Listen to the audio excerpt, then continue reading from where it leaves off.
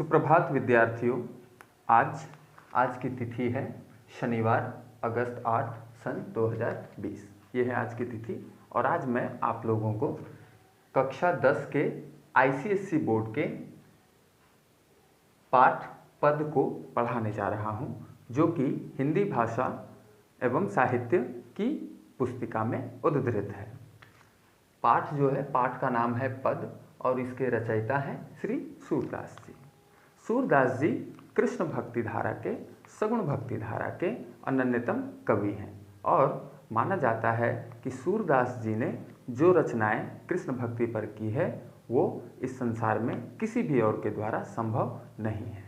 सूरदास जी को पढ़ने के लिए उनके भक्ति भाव को समझना अत्यंत ही आवश्यक है।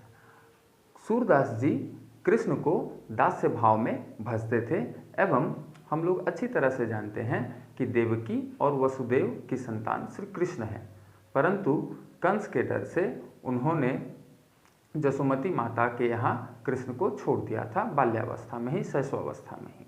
और माँ जसोदा और नंद बाबा मिलकर के कृष्ण की पालना अर्थात लालन पालन करते हैं। तो एक माता पिता का अपने पुत्र के प्रति अथवा पुत्र का अपने माता पिता के प्रति जो प्रेम होता है उसे ही हम लोग हिंदी भाषा में वात्सल्य प्रेम कहते हैं। जसोमती माँ आज के इस पाठ में, कविता में, जसोमती माँ अपने बच्चे, अपने शिशु श्री कृष्ण को पालने में हिला रही हैं, दुला रही हैं और अपने बच्चे को प्यार कर रही हैं और उन्हें सुलाने की चेष्टा कर रही हैं। और इन्हीं बातों का सूरदास जी ने अपने इस कविता में मंचन किया है। आइए कविता पढ़ते हैं। कविता का प्रथम पद ये है जो कि बोर्ड पर लिखा हुआ है, श्यामपट्ट पर लिखा हुआ है। अब हम लोग इस बात को ध्यान देते हैं कि पद शब्द जो कि पाठ का शीर्षक है उसका अर्थ क्या होता है। ध्यान दीजिए कि कविता में पद शब्द कविता की एक पंक्ति भी हो सकती है, एक पूरा अनुच्छेद भी हो सकता है और पूरी की पूरी कविता को भी पद कहा जा सकता है। चलिए इस पद के प्रथम पंक्ति अर्थात प्रथम पद को हम लोग पढ़ते हैं। जसोदा हरि पालने झुलावे। जसोदा अर्थात यशोमती माँ या यशोदा माँ। हरि शब्द का अर्थ यहाँ पर हुआ श्री कृष्ण भगवान, जो कि बाल्यावस्था में है, शैशवावस्था में है।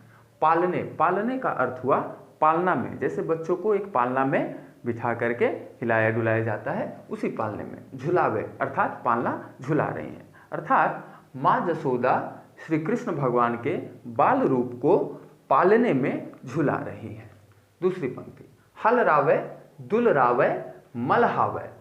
हल रावे अर्थात पालने को हिलाना, दुल रावे अर्थात श्री कृष्ण भगवान को दुलार करना, मलहावे अर्थात श्री कृष्ण भगवान को पुचकारना। जैसे एक माँ अपने बच्चे को पालने में झुलाती हैं, उन्हें पुचकारती हैं, उन्हें प्यार करती हैं, ठीक उसी प्रकार से माँ जसोदा भी श्री कृष्ण को प्यार कर रही हैं। जोई सोई कछु गावे।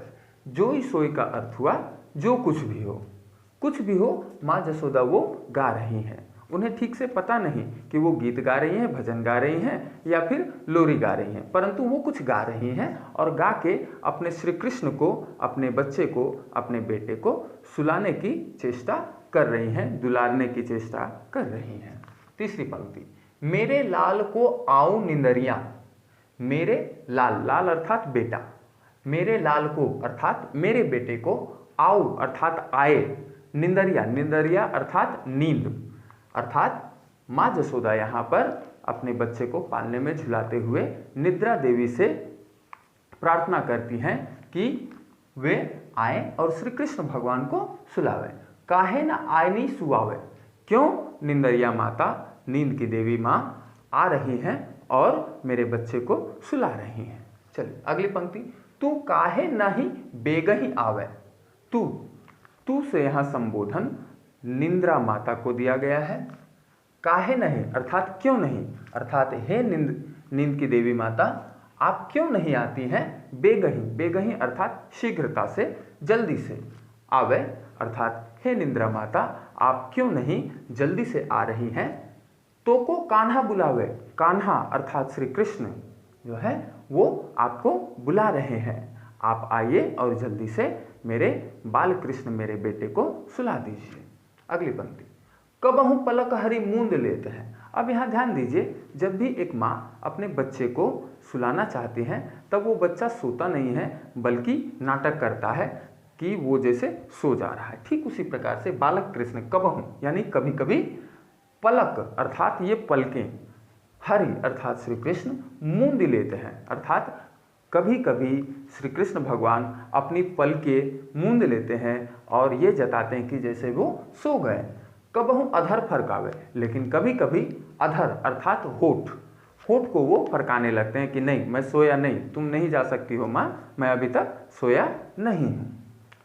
सोवत जाने मौन हवय के रही, सोवत अर्थात सोते हुए, जाने अर्थात जानकर यानी सोते हुए जानकर, मौन हवय, मौन का अर्थ हो गया चुपचाप, हवय होकर, कह रही अर्थात माँ जसोदा को जब लगता है कि श्री कृष्ण भगवान सो रहे हैं तब वो शांत हो जाती हैं, बिल्कुल चुपचाप हो जाती हैं। करी करी सैन बतावे, और वहाँ से धीरे धीरे जाने लगती हैं। यही अंतर अकुलाए उठे हरि, यही अंतर, अंतर का अर्थ यहाँ पर हुआ भेदभाव, कि माता जैसे सुलाने के समय में बहुत प्यार कर रही थी और जब श्री कृष्ण सो जाते हैं तब वो उन्हें छोड़ के जाने लगती हैं। इसी भेदभाव को जानकर अकुलाए उठे हरि, अकुलाए अर्थात व्याकुल हो जाते हैं। हरि कौन?